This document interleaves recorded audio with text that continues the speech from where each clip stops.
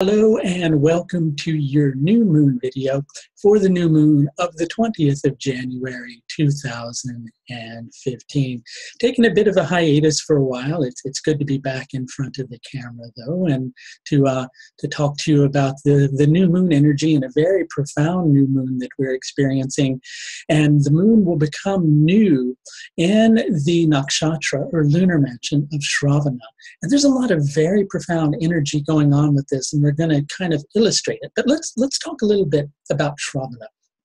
Sravana, each of the nakshatras or lunar mansions is symbolized by a certain symbol. And Sravana is symbolized by an ear, which is about listening. If you've ever seen pictures of the Hindu god Ganesha, he has very big ears, which means he listens, he's able to tune in. Interestingly enough, he also represents prosperity, because in order to prosper, we need to be able to tune into our environment and to be able to have a right understanding of what it is that we're actually seeing. And Sravana is something that actually provides this. And you would think that since it does provide that maybe it might be symbolized by Ganesha, as Ganesha has such big ears after all, but it's actually symbolized by Vishnu. Vishnu is the preservative aspect of God. And it's that aspect of the divine that helps to keep us on the path, helps us to understand turmoil when we're experiencing it, and helps us to understand how best to sort through this turmoil, how to find the right understanding in order to really come out the other side with flying colors, to be able to really get the information from the situation that we're dealing with in the clearest way possible and make the right decisions and choices from it. Lately, it might have been really difficult for you to do these things. There's a shift and a marked turning point with this new moon energy. And we're going to take a look at this. And I actually now have the capacity to share a chart with you on the screen. So we're going to kind of point out a few factors in a chart. So now I'm going to make a shift in order to show you the chart of this new moon. It's a very interesting day, the day of the moon, because what tends to happen is the sun will newly enter Aquarius, and the moon will follow it before the two planets conjunct each other. Because what a new moon is it's actually a conjunction between the sun and the moon. And this will be taking place in the nakshatra of Sravana, as we've been talking about, which is actually ruled by the moon, and in the sign of Aquarius. So it's an Aquarius new moon.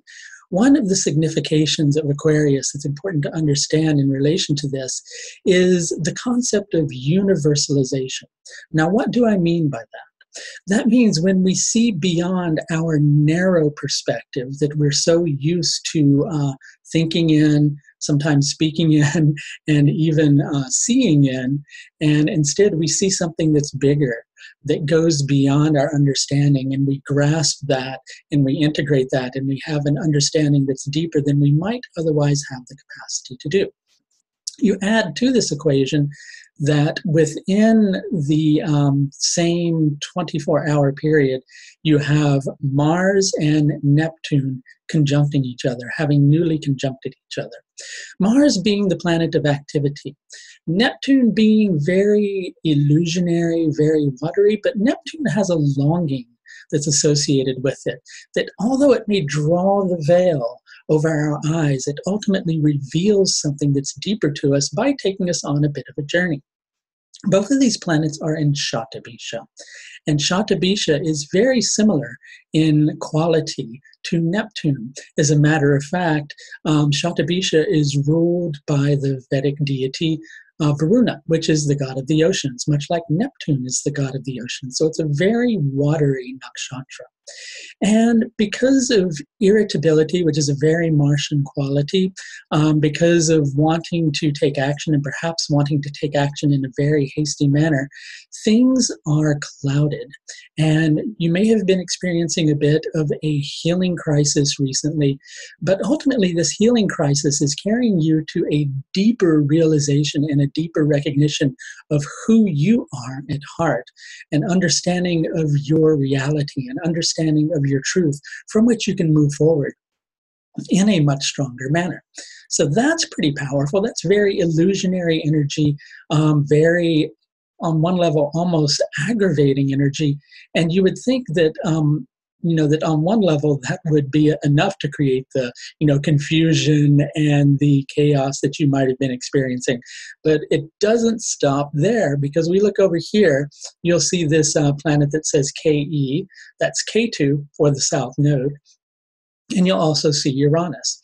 Now, those two planets have been inching closer to a conjunction with each other, which becomes exact on the same day as the new moon in Aquarius and the Mars-Neptune conjunction.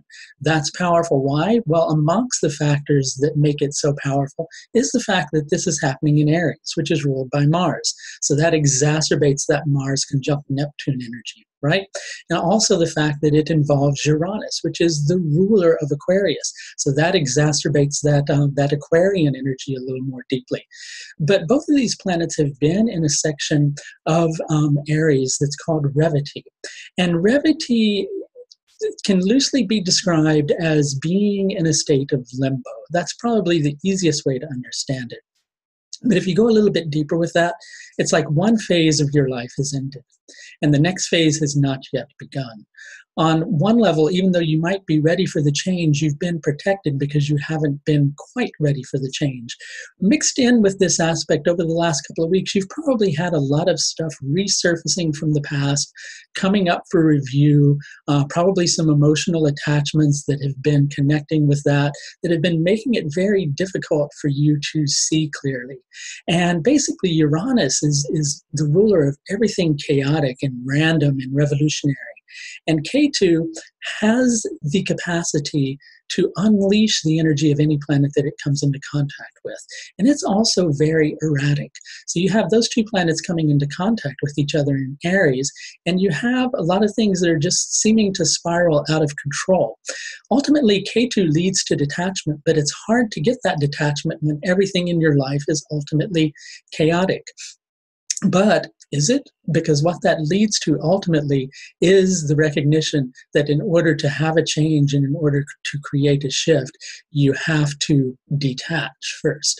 And so that level of detachment comes and is actually supported by this new moon that is going on in Sravana.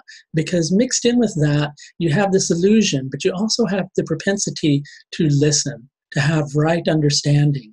You may find that something kind of halts, something may come to a climax, you may feel ultimately irritable, not really know what to do. You may even throw a bit of a tantrum about it, but ultimately that tantrum is going to lead to a state of understanding where ultimately you're able to balance things more effectively and come to a deeper understanding of the situation that you're dealing with. And ultimately, that's what it's about: understanding, integration. And in this particular instance, it's about moving forward. And a big shift forward is getting ready to happen for you. Old karma is being resolved. New paths are being forged. You're going to have to let go of something in order to embark upon a new journey. But ultimately, it's all to your benefit and all ultimately worthwhile. So that, in a nutshell, is what this new moon energy is about. Of a personal story. I've been, going through quite a transformation in the last several weeks. Part of it is why I've been taking a bit of a hiatus, but also because things have been really busy. And you would think as an astrologer that we're able to see things before they come. And in some instances we are, but we don't pay attention to every single aspect of our life, because ultimately we wouldn't be able to do any work for anybody else if that were the case. But in my own journey, it's come to a thing of right understanding, being able to sort through the mess that's there. So having that understanding, then you're able to move forward. And in sharing this with you, my hopes for you are that you're able to move forward, that you're able to make a big shift in your life, and a very powerful shift, a very happy shift, and one that ultimately brings you the greatest level of joy and the ability to break out of the deadlock that's there and to finally move forward into a new phase of your life. If you'd like to know a little bit more about how this new moon energy will impact you personally, I do offer a vast range of astrological services that are available through my website. Things ranging from personal consultations to written reports, also in-depth personalized video reports. All available. If you click the link above, it'll take you to the page where those things are available. And again, if you haven't subscribed to my YouTube page yet, you might consider doing so. I'm going to be able to be a little bit more regular in terms of releasing videos on YouTube now, and I also have a little bit better equipment, so that also helps with the process. Until next time, people, please do take the very best care of yourself.